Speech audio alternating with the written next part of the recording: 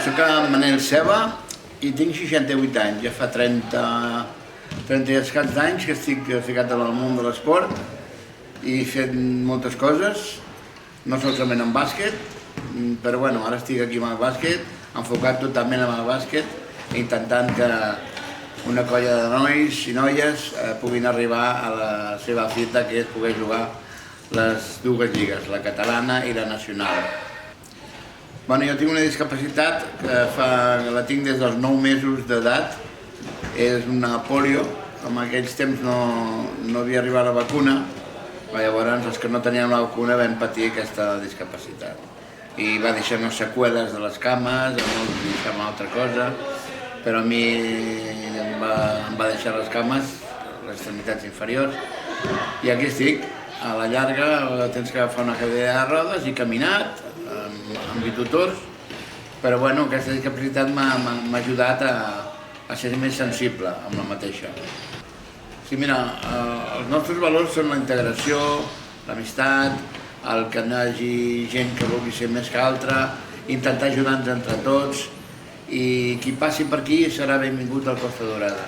Realment hem tingut molta gent que ha vingut i no s'ha adaptat a nosaltres, però la gran majoria, inclús gent que no té discapacitat, doncs està aquí amb nosaltres. Pues, sense voler, la veritat és la meva filosofia.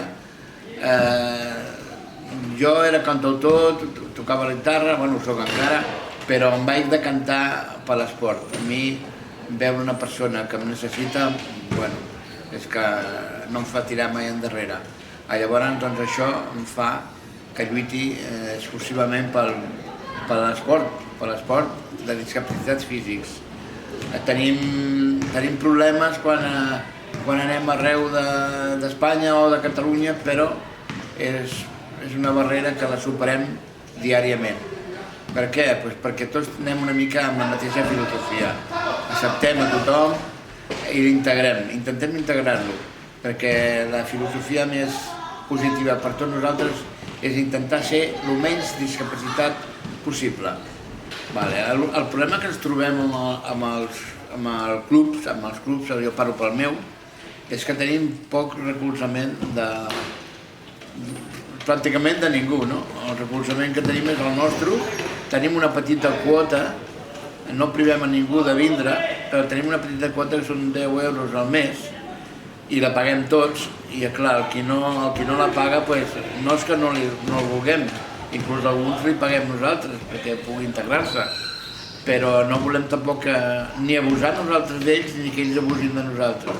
Intentem que vinguin el màxim de gent possible i necessitem i fem una crida aquí que volem tindre més esportistes, encara que en som 20, però també volem tindre més ajuts d'empreses, ajuts de botigues, ja sé que tens molt difícil, però sense ajuts no podria haver aquesta tasca social que crec que estem fent.